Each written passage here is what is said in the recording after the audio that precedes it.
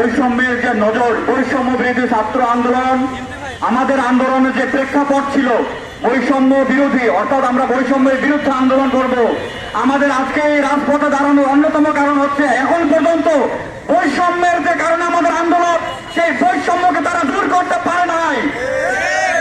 প্রত্যেকটা জায়গা থেকে তারা দক্ষিণবঙ্গ থেকে একের পর এক উপদেষ্টা দেয়, উত্তরবঙ্গে কারো দিকে তাদের নজর পড়ে না কেন?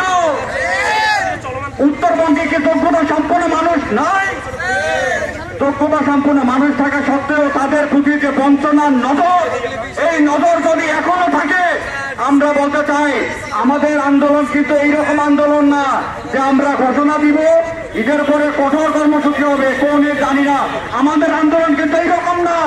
আমরা যদি আন্দোলন ঘোষণা করি, আমরা যদি বলি আগামীকালকে থেকে ব্লকেট এবং ব্লকেট হবে, একটা গাড়ি ঘোড়ার চাকাও ঘুরবে না।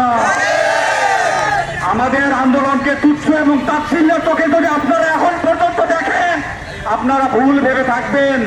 আপনারা যদি এখনো ভাবেন আপনারা শাহবাগীদেরকে, আমাদের যে রক্তের দাগ রাস্তায় এখনো শুকায় নাই, সেই রক্তের দাগের সাথে যারা কাছারি করে, শাহবাগী থেকে শুরু করে যারা সমকামিতাকে প্রমোট করে, এদেরকে আমাদের বাংলাদেশের বর্তমানে সর্বোচ্চ জায়গায় উপদেষ্টা মন্ডলীর জায়গায়, সেই জায়গায় বসিয়ে আমাদের এই রক্তের সাথে যখন উপহাস করা হয়, আমরা বলতে চাই আপনারা এখনো সময় আছে, এই ভুলগুলোকে শুধরে নেন।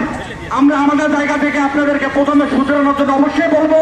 পাশাপাশি আমাদের দাবির জায়গা হচ্ছে আমাদের রংপুর থেকে আক্তারকে অবিলম্বে উপদেষ্টা হিসাবে, তাকে বাংলাদেশের উপদেষ্টা হিসাবে নিয়োগ দেওয়া হোক।